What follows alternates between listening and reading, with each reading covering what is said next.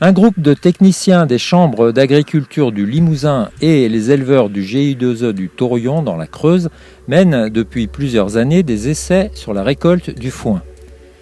En 2018, ils ont testé 5 presses à balles rondes à chambre variable dans un foin de luzerne dactyle. De nombreux critères ont été mesurés, les pertes de fourrage au pressage et au liage, le débit de chantier, le poids et la densité des balles et enfin la consommation de carburant.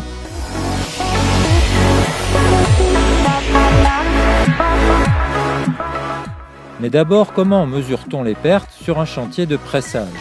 Eh bien, premièrement, les techniciens disposent d'un chaume artificiel sous l'andin. Il va permettre de recueillir le foin qui tombe au sol au moment du passage de la presse, et cela sans perturber la marche normale du pick-up. Deuxièmement, il réalise le liage et l'éjection de la balle au-dessus d'une bâche, là encore pour récupérer le foin qui s'échappe. Il ne reste plus ensuite qu'à peser cette récolte.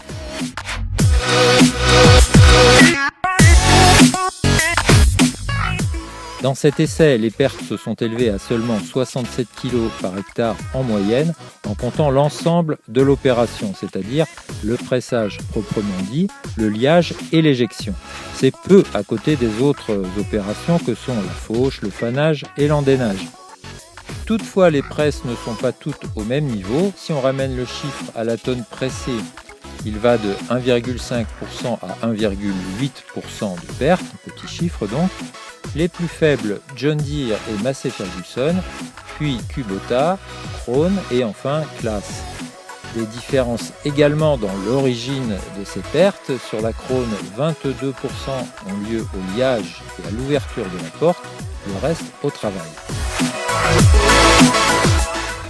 Pour la mesure du débit de chantier, chaque chauffeur a librement optimisé sa vitesse de travail.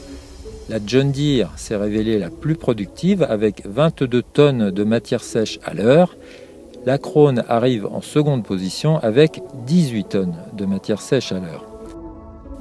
Côté mesure de consommation de carburant, les constructeurs ont travaillé sur la même base. Les presses devaient en effet réaliser 3 balles de 1,50 m de diamètre.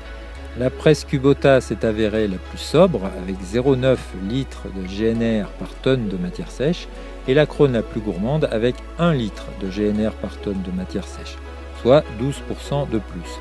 Pour donner un repère pratique, ces consommations constatées correspondent à 3,5 à 4 litres par hectare pour une récolte classique de foin, c'est-à-dire 4 tonnes de matière sèche à l'hectare.